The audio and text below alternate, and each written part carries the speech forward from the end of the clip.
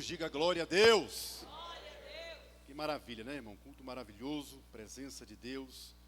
Como é bom estar reunidos com os irmãos para louvar a Deus e edificar a nossa fé. Diga assim, ó, eu vou sair daqui essa noite edificado, em nome de Jesus, amém? Vamos ler a palavra, Evangelho de Lucas, capítulo 9, verso 23. E louvar a Deus também pela vida desse casal que está nessa missão aí, né? Todas as quintas-feiras. E eu louvo a Deus pela vida de vocês, sabe por quê? Porque assim, ó, tem muitos cultos de libertação, muitas quintas proféticas, que visa mais aquela questão de buscar bênção. E os temas que os irmãos colocam é tema para confrontar a gente, não é verdade? É tema para a gente, ou a gente é crente mesmo, ou a gente não é, né? Então aqui, meu irmão, aqui o negócio é diferente. Aqui ou é ou não é, né? É igual o nosso pastor fala, quem quer ir para o céu, diga amém. Olha aí, ó, né? Glória a Deus, né? Evangelho de Lucas, capítulo 9, verso 23. Diz assim, ó. E Jesus, falando à multidão e aos seus discípulos, disse: se alguém quiser vir após mim, negue-se a si mesmo, dia após dia, toma a sua cruz e siga-me. Amém? Vou ler mais uma vez. E Jesus, falando à multidão e aos seus discípulos, disse: se alguém quiser, diga comigo assim, ó, Jesus não obriga ninguém a servi-lo. Então ele vai dizer: se alguém quiser vir após mim, negue-se a si mesmo, dia após dia, tome a sua cruz e siga-me. Quem está seguindo Jesus aqui, dá um brado de glória a Deus. Senta louvando, glorificando o nome do Senhor. Como o rei Davi, quero te louvar, minha alma canta a ti, Senhor, em adoração.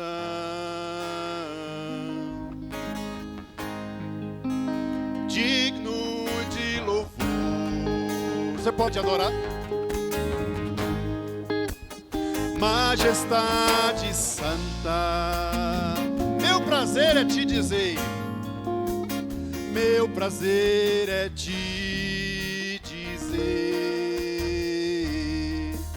te amo, ó Senhor, como o rei Davi, quero te louvar.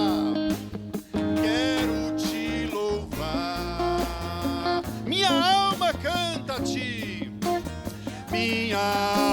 canta a ti, Senhor, em adoração.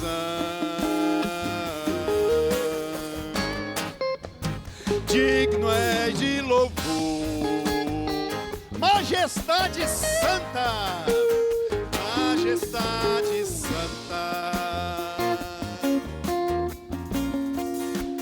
Meu prazer é te dizer, te amo, ó Senhor. Para finalizar, como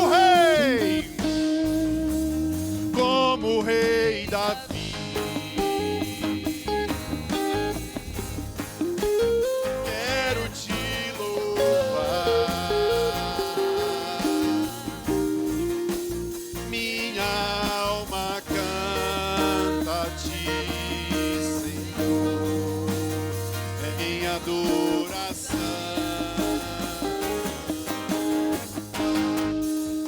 Digno és de louvor, majestade santa, meu prazer é te dizer, diga, te amo, ó Senhor. Amém? Vamos aplaudir o Senhor.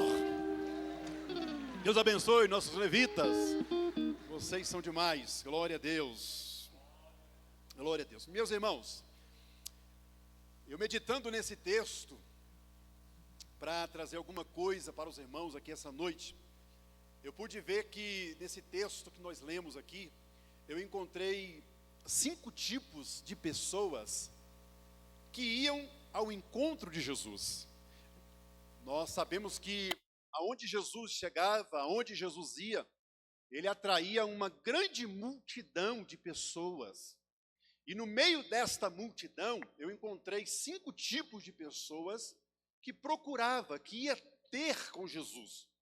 E o primeiro grupo de pessoas que eu encontrei foi os curiosos. Esses eram aqueles que ficavam indagando e querendo saber quem era Jesus. Quem é este homem? Da onde ele veio? O que ele está pregando? Por que ele faz tantos milagres? Então, o primeiro grupo de Jesus era os curiosos. Dentro da multidão também tinha o segundo grupo, que eu intitulei como os admiradores. Eram aqueles que ficavam encantados com a pessoa e com a mensagem, com a pregação, com o ensinamento que Jesus pregava. A Bíblia diz que eles ficavam admirados, porque Jesus não pregava como os fariseus. Ele pregava diferente, ele pregava com autoridade, ele pregava na unção do Espírito Santo. Então, no meio da multidão, tinha os curiosos, tinha os admiradores, mas eu encontrei também um terceiro grupo de pessoas, que eram os murmuradores.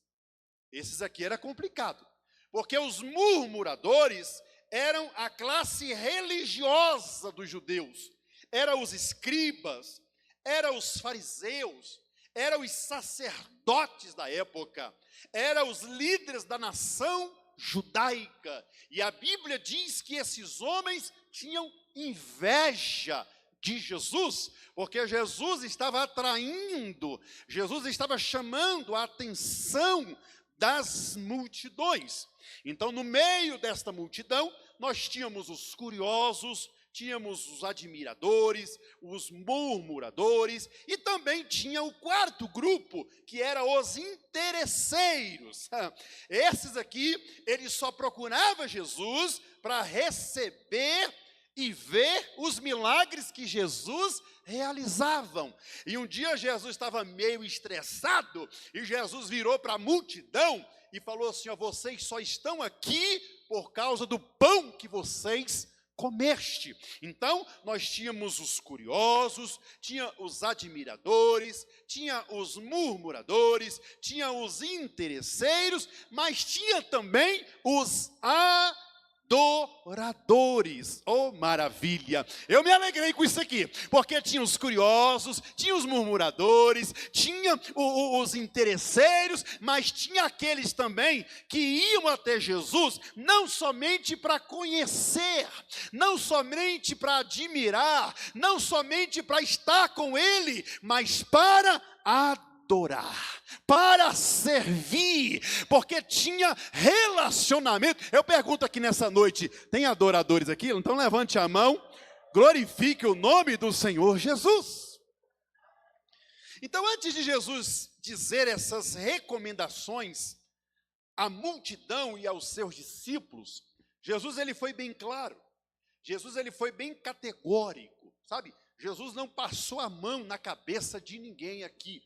Jesus vira para a multidão e diz assim, ó, se alguém quiser me seguir, se alguém quiser vir ter comigo, se alguém quiser estar comigo, ter relacionamento, ter comunhão comigo, não basta apenas querer, vocês precisam renunciar à vontade de vocês, vocês precisam deixar o desejo de vocês, e aí eu tenho que ser prioridade na vida de vocês. Mas antes que Jesus traz essas recomendações, o texto vai dizer, eu estava lendo aqui, que ele chama os seus discípulos em particular, e pergunta para eles assim, Jesus chama os 12 discípulos e pergunta assim para eles assim, ó, o que os homens aí fora têm dito acerca de mim? O que as pessoas aí fora, vocês que têm andado por aí, o que as pessoas têm dito ao meu respeito? Aí algum levantou e falou assim, Senhor, eu fui num lugar e estão dizendo que o Senhor é um Elias. Outros dizem que o Senhor é Jeremias. Outros dizem que o Senhor é um dos profetas. Aí Jesus agora tira a atenção dos discípulos e diz assim, agora eu quero saber de vocês. O que vocês pensam de mim? Qual é a visão de vocês? Qual é o retrato que vocês têm de mim? Aí o Pedrão, que era audacioso, que era para frente, né, que era impetuoso, aquele camarada que falava sem pensar, mas aqui ele estava dirigido pelo Espírito Santo, porque ele levanta a voz e diz, opa, eu sei quem tu és. Aí Jesus pergunta, quem eu sou então, Pedrão? Eu sei quem tu és o Cristo, o Filho do Deus vivo. Tu não és apenas um profeta, tu não és Jeremias, tu não és Elias, tu não és um grande pensador, tu não és um grande filósofo, tu não és apenas um anjo criado, não, tu és o Cristo, em outras palavras, tu és o Deus em carne, tu és o Deus Senhor de todas as coisas. Quem pode levantar sua mão comigo e glorificar o Deus de todas as coisas? Veja, irmão, que tem muita gente que tem uma visão errada de Jesus. Jesus perguntou, o que os homens têm dito aí fora? Dizem que tu és Elias, dizem que tu és Jeremias. Hoje não é diferente. Tem muita gente com uma visão errada, distorcida, totalmente equivocada acerca de Cristo. Alguns acham que Cristo é apenas um grande filósofo, um grande profeta, um grande pensador, mas para nós, Jesus é o nosso tudo, diga glória a Deus. Para nós, Jesus é o maravilhoso, Deus forte, Pai da eternidade, Príncipe da paz, Rei dos reis e Senhor dos senhores, e na sua coxa está escrito, Rei dos reis e Senhor dos senhores. Aleluia. Aí o Pedrão estava todo feliz, né, por ter dado essa resposta para Jesus. Aí Jesus vira para Pedro e disse assim, ô Pedrão, deixa eu baixar um pouco a sua bola aqui. Muito bem, o que você disse veio não de você, não foi a carne nem o sangue que te revelou, mas foi o meu Pai que estás nos céus. Diga comigo assim, nesse momento, Pedro estava cheio do Espírito Santo. Pois foi o próprio Jesus que disse, não foi a carne, olha a revelação que ele teve. Tu és o Cristo, o Filho, o Messias prometido. Tu és o Cristo, o Filho do Deus vivo. Aí Jesus disse, não foi a carne, não foi a matéria, não foi algo terreno que te revelou isso, mas foi o meu Pai que estás nos céus. Aí eu estava lendo, missionária Marluce, que não demorou muito. Jesus chega para os discípulos e para Pedro e disse assim, eu vou ser entregue na mão dos líderes religiosos e eu vou ser crucificado, serei torturado, serei morto. Aí o mesmo Pedrão, o audacioso, o para frente, o falador, levanta a voz e diz, Senhor, isso não pode acontecer contigo. Olha que coisa, irmão. Isso isso está fora de cogitação. Isso não pode acontecer comigo. Aí Jesus, que tinha o discernimento, Jesus, que conhecia todas as coisas, parou e olhou, opa, esse aí não é o Pedrão. E virou para Pedro e falou assim, Pedro, toma vergonha na cara, Pedro, para trás de mim, Satanás. Olha que coisa, irmão, está escrito aí, para trás de mim, Satanás, porque você não pensa com os pensamentos de Deus, você pensa com os pensamentos do homem. Olha, irmão, o que mexeu comigo foi isso, é que 5 minutos antes, Pedro estava cheio do Espírito Santo, Pedro estava recebendo revelação divina, mas não demorou muito tempo, a Bíblia diz que o próprio Jesus repreende Satanás de Pedro. Olha que coisa, irmão. Isso retrata a nossa vida. Às vezes nós condena o Pedrão, mas às vezes a gente faz a mesma coisa. Quantas vezes na igreja a gente é uma coisa, em casa a gente é outra? Quantas vezes a gente fala em línguas estranhas e daqui a pouco está falando palavrão? Quantas vezes você está louvando, cantando, mas daqui a pouco você está estressado, batendo, espancando e ainda cantando, louvado seja o Senhor, louvado seja o Senhor. Ou seja, a mesma natureza de Pedro é a minha natureza e é a tua natureza. Agora a grande questão é, qual natureza está vencendo? Qual natureza está tendo mais poder sobre a sua vida? A natureza divina ou a natureza humana?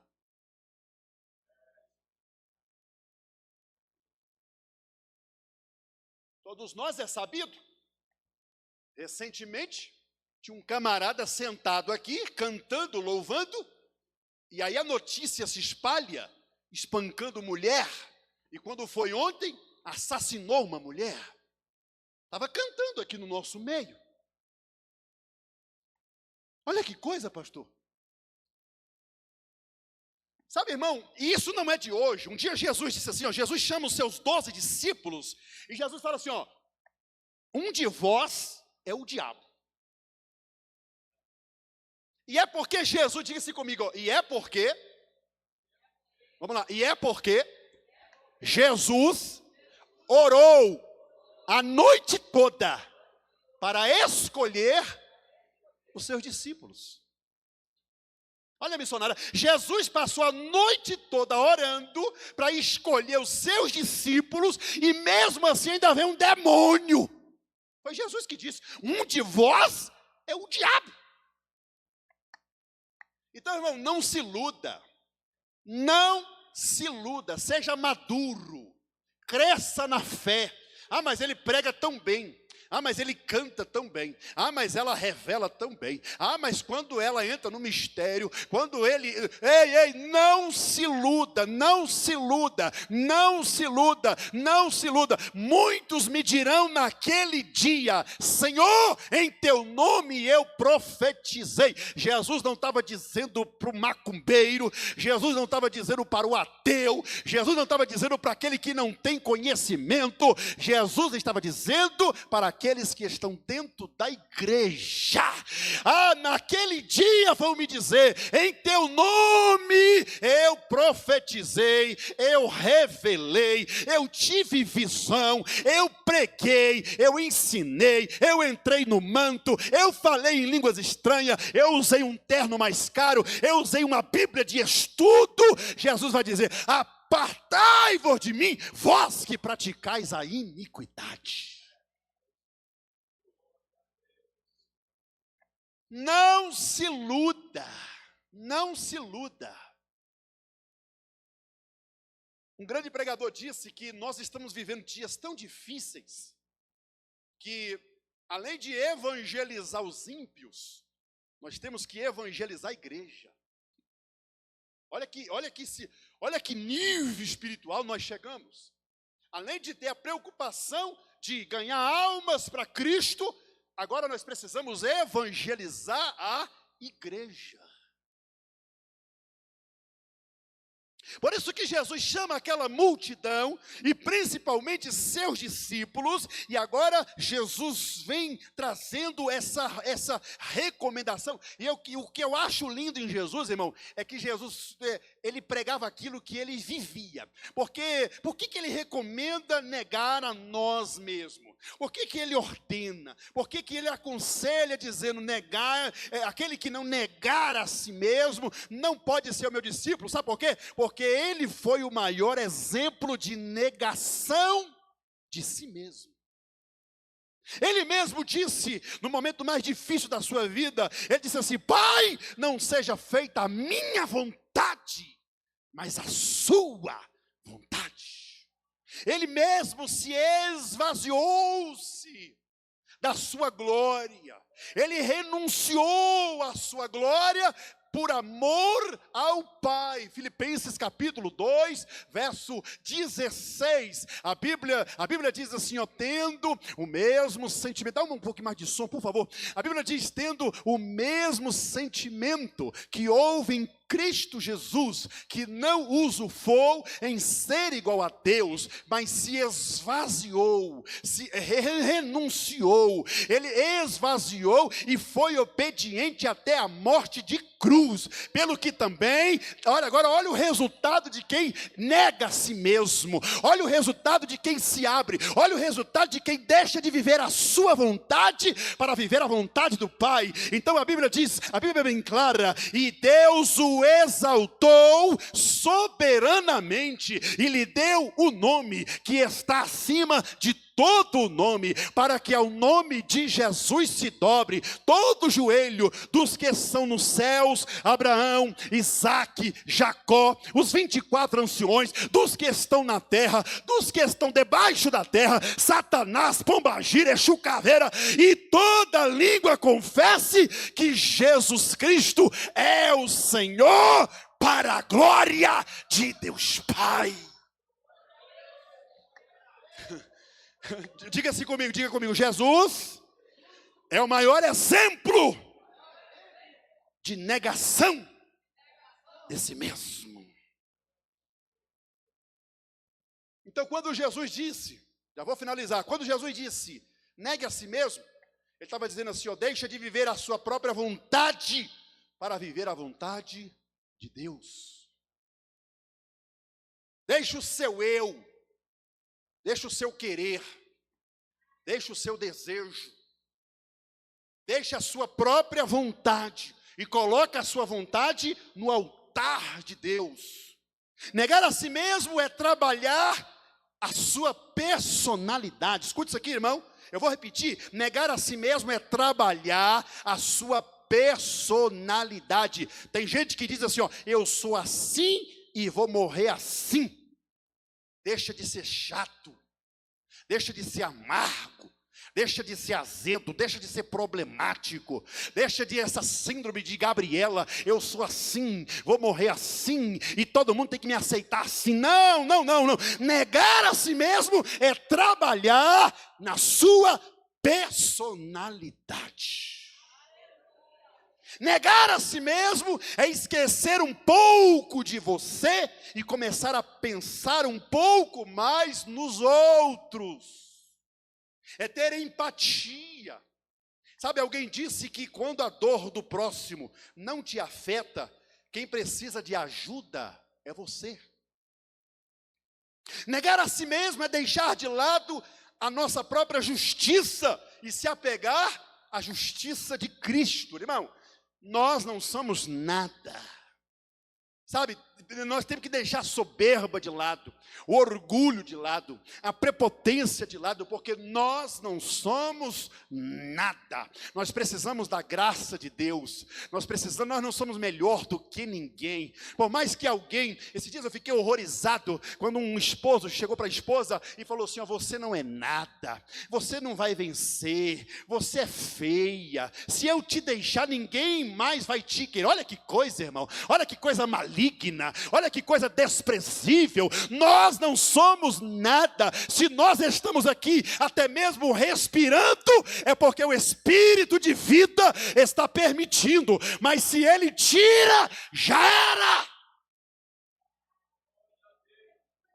Tudo que nós temos, tudo que nós somos, tudo que nós fazemos, pertence a Deus, tudo vem dEle, por Ele e para a glória dEle. E com ousadia, eu quero levantar a minha mão, e eu quero pedir que você também levante a sua mão comigo e diga obrigado, Senhor, pela sua justiça na minha vida. Negar a si mesmo é romper com o mundo e tudo aquilo que desagrada a Deus. Será que eu e você estamos preparados para isso? Negar o mundo.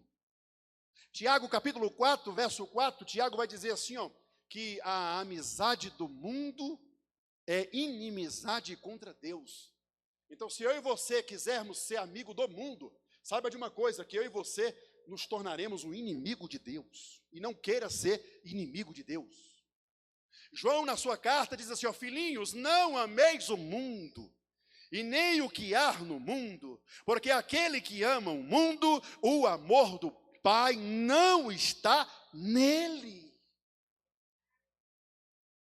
Aos Romanos capítulo 12, Paulo escreveu dizendo assim, meus irmãos, não vos conformeis com esse mundo, mas transformai-vos pela renovação do vosso entendimento, para que possa entender, olha que coisa, irmão, você só vai entender a vontade de Deus para a sua vida, quando você decidir não se conformar com esse mundo. Quem não se conforma com esse mundo, se tu não der glória a Deus, viu? Ele experimenta a boa, perfeita e agradável vontade de Deus na sua vida.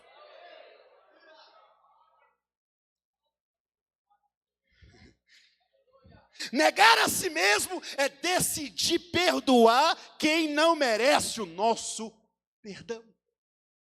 Eu vou repetir isso. Negar a si mesmo é decidir perdoar, porque perdoar, diga comigo assim, irmão, perdoar, mais forte, porque tem gente que precisa ser tratado aqui nessa noite. Diga assim, ó, perdoar não é sentimento. Diga assim comigo, perdoar é uma decisão. Se você achar que sentimento que perdão é sentimento, você nunca vai conseguir perdoar. Porque você vai sempre sentir. Você nunca vai acordar de manhã dizendo, ai pastor, hoje eu estou sentindo de perdoar. Vai não. Porque perdoar é uma decisão. Quando você perdoa, quando você decide perdoar, você está arrancando, tirando, extraindo todo o lixo emocional dentro de você. Quem não perdoa, prejudica a si próprio e quem está ao seu redor. Eu vou repetir isso, ou melhor, eu quero que você repita e diga comigo, quem não perdoa, prejudica a si próprio e quem está ao seu redor. Pior coisa, meu pastor, é conviver com gente magoada. Não tem coisa mais torturante. É o marido conviver com uma mulher magoada, ressentida, raivosa, vingativa, rixosa. Não tem coisa pior do que uma mulher conviver com um camarada mal-humorado, ranzinzo. É verdade.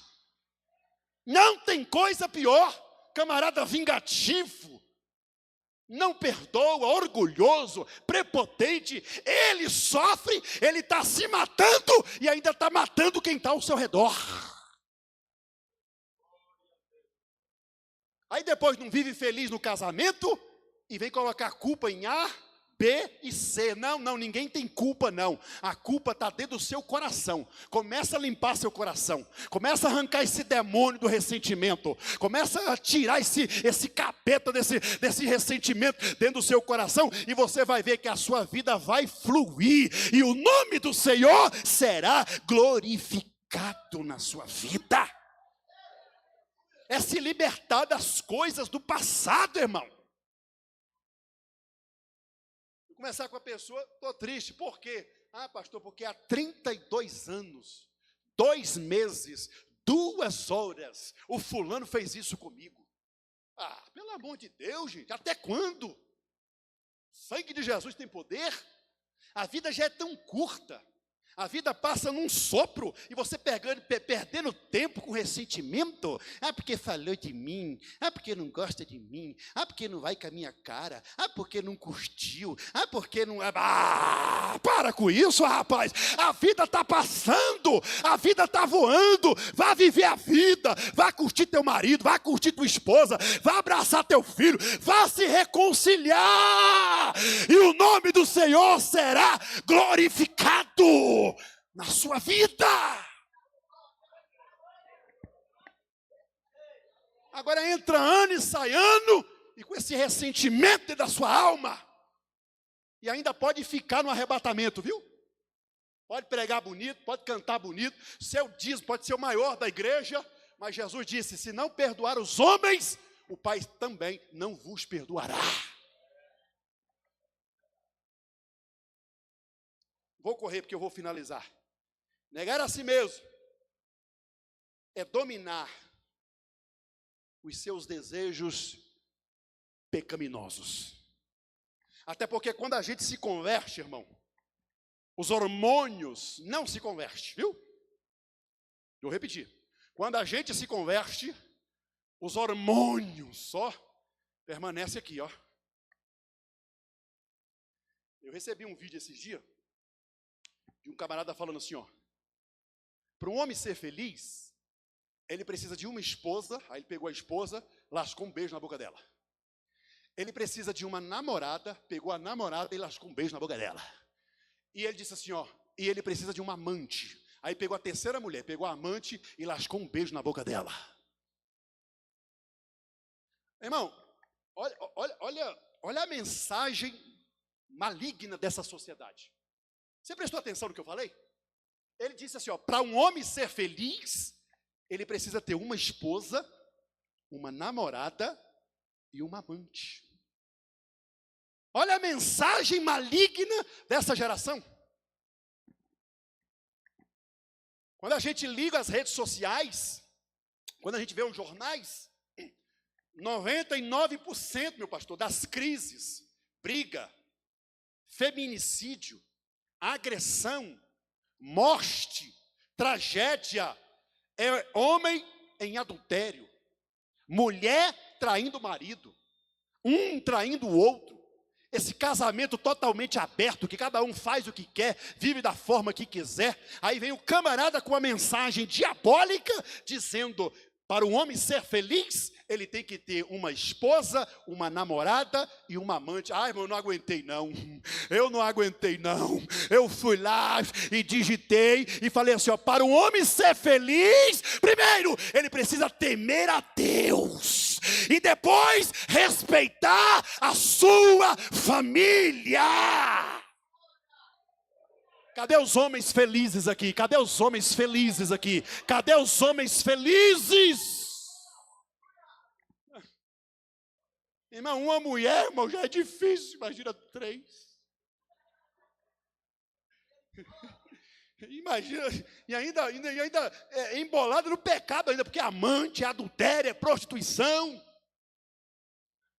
Feliz é o homem, o salmista diz no Salmo 128, feliz é o homem que teme ao Senhor e guarda os seus mandamentos. A sua família, a sua mulher será como a videira junto à sua mesa. O homem feliz é aquele que renuncia a si mesmo e passa a viver segundo a vontade do seu Criador.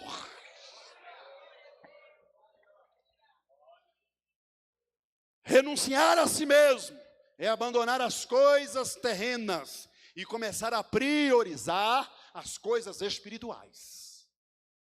Pode trabalhar, pode casar, pode namorar, pode estudar, pode ir para o parque, pode ir para o shopping, pode viver a sua vida, mas não se esqueça.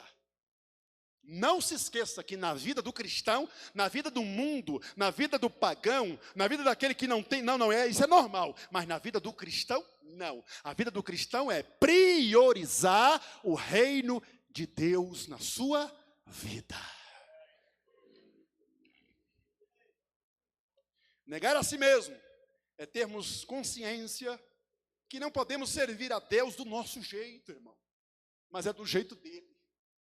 Esse é o nosso problema da nossa geração. Nós queremos servir a Deus do nosso jeito, da nossa forma, da nossa maneira. E não. Servir a Deus, adorar a Deus, ainda é a forma, está aqui, ó, na palavra de Deus. Não tem para onde correr, não tem o que fazer, não tem o que inventar. Está aqui, ó. Eu e você, cumprido isso aqui, certamente o nome do Senhor será glorificado na nossa vida. Tomar a sua cruz é sofrer por amor ao Evangelho. Tem gente que diz assim, pastor, a minha cruz é minha mulher. Não, cruz não é mulher. Tua mulher não é tua cruz. Pastor, a minha cruz é meu marido. Não, ele não é tua cruz, não. Quando Jesus disse assim, toma a sua cruz, ele está dizendo assim, você está disposto a morrer pelo evangelho? Porque cruz é morte, cruz é vergonha. Quando alguém era crucificado, não é que igual hoje a gente vê nos quadros ilustrativos, né? De um Jesus coberto as suas partes íntimas. Não, era totalmente nu, aonde ficava exposto 3, 4, 5, 6 horas no sol causticante da Palestina, sendo chacoteado, sendo massacrado, sendo torturado, sendo envergonhado para toda aquela geração. Cruz é isso. Jesus disse, se não tomar a sua cruz, ou seja, se eu e você não tivermos dispostos, até mesmo se precisar morrer pelo evangelho, vocês não podem me seguir. Agora hoje, irmão, hoje, a coisa está tão light, o evangelho está tão ralo, que se hoje um namorado terminar com a namorada, ela desvia da igreja.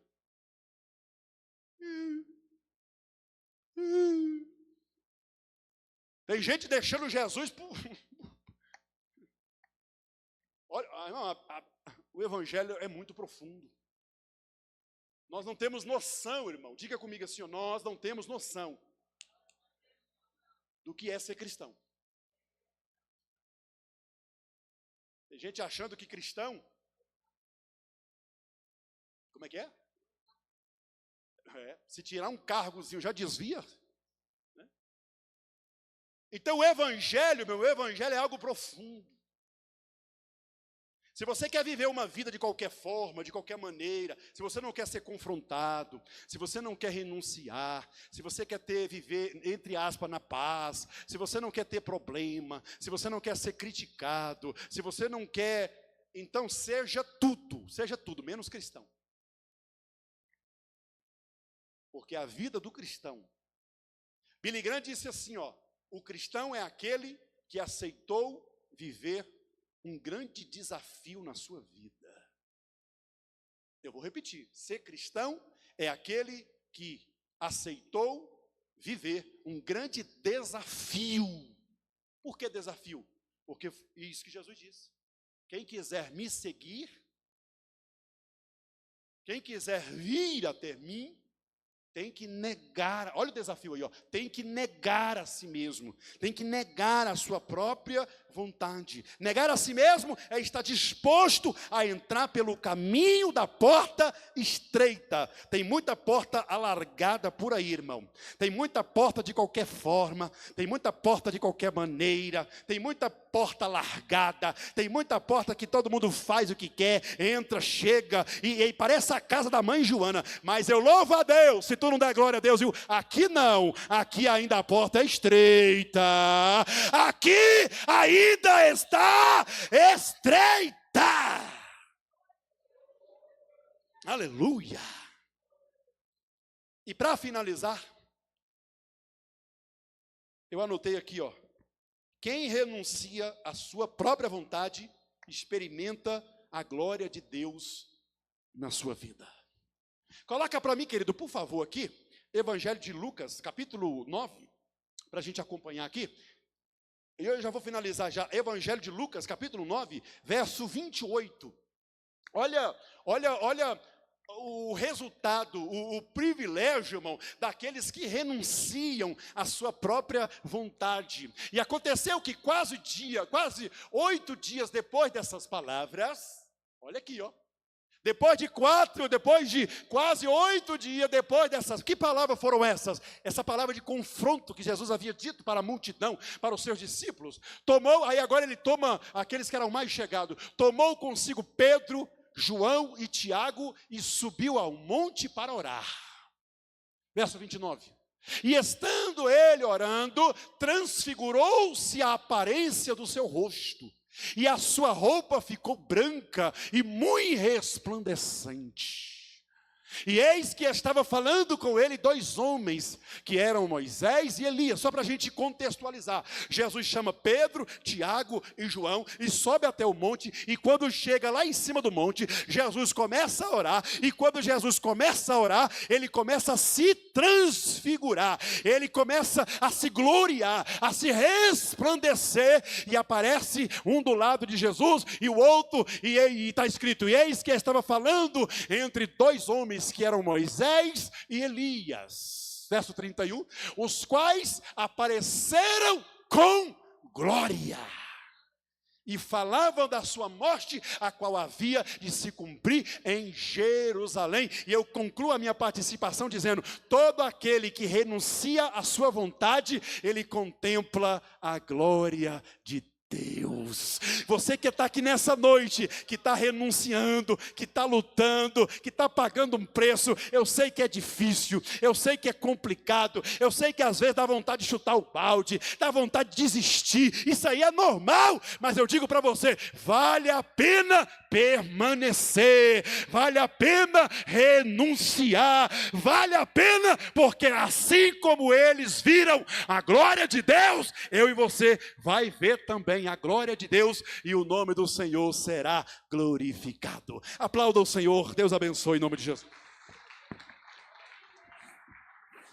Glória a Deus, com a permissão dos nossos líderes, venha aqui à frente que nós estaremos orando em favor da sua vida. Sai do seu lugar, venha aqui à frente, em nome de Jesus, venha fortalecer a sua fé, venha cantando, irmão, venha adorando, venha sorrindo, venha glorificando a Deus, porque bem-aventurado é a igreja, bem-aventurado é a igreja. Jesus vai se revelar com a sua glória, não lá no mundo, mas Ele vai se revelar para mim e para você aqui nessa noite, para a glória do seu nome. Isso, vem louvando, vem glorificando a Deus. Os nossos irmãos podem louvar aí o nome do Senhor. Feche os teus olhos, curva a sua cabeça, em nome de Jesus. Glória a Deus. Você que está aqui, talvez você sente afastado, talvez você sente um desviado, talvez você sente assim, eu preciso me converter. Com essa palavra, com esse culto, eu preciso mudar de vida, eu preciso entrar nesse manto. Então aonde você está agora? Você pode orar, você pode pedir perdão, você pode reconhecer os seus pecados, você pode pedir para ser batizado no Espírito Santo, você pode pedir para receber dons espirituais. Por quê? Porque há poder na palavra de Deus. Enquanto a palavra é ministrada, o Espírito Santo trabalha em nossas vidas. Pai, em nome de Jesus, seja com os teus servos nessa noite. Abençoa o teu servo, abençoa o teu servo, abençoa a tua serva. Toma cada um em tuas mãos. Ó, meu Pai, que clima maravilhoso, que clima espiritual poderoso, que campanha maravilhosa, onde que nós somos confrontados pelo poder e pelo amor da sua palavra, Senhor. Glória ao teu nome, glória ao teu nome. Eu te louvo, eu te agradeço pela vida do teu servo, pela vida da tua serva. Vai quebrando todas as cadeias agora, vai quebrando todas as cadeias, a cadeia do pecado, a cadeia do vício, a cadeia da prostituição, do adultério, de tudo aquilo que não presta, toda depressão.